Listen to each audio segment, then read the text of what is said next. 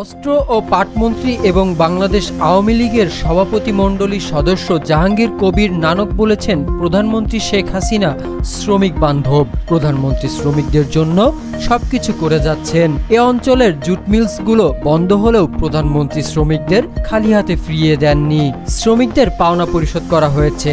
এলাকায় শিল্প কারখানা গড়ে উঠবে, এতে করে শ্রমিকদের সুদিন ফিরে আসবে। তিনি বলেন, সোনালী ৮ পাশের সুদিন ফিরিয়ে আনতে চাই, এই জন্য যা যা করা দরকার সবকিছু করা হবে। তিনি গতকাল শনিবার খুলনায় বস্ত্র ও পাট মন্ত্রণালয়ের আওতাধীন জুট মিলসগুলো ও টেক্সটাইল মিলস পরিদর্শন শেষে গণমাধ্যম কর্মীদের একটি ব্রিফে একথা জানান।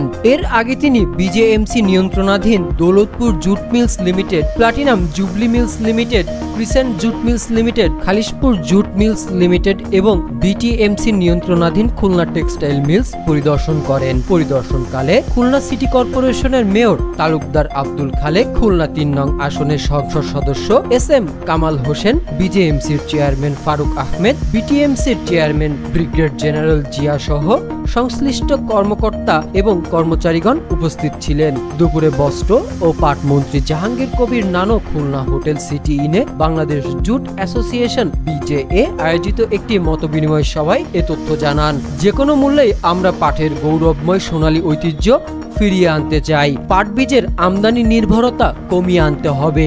দেশে ৬,০০০ মেট্রিক টন পাট বীজ প্রয়োজন। দেশে ১,৫০০ মেট্রিক টন উৎপাদন হয়, বাকি ৪,৫০০ বীজ ভারত থেকে আমদানি করতে হবে। ব্যাপকভাবে পাট বীজ উৎপাদনে কৃষকদের উৎসাহিত করতে হবে।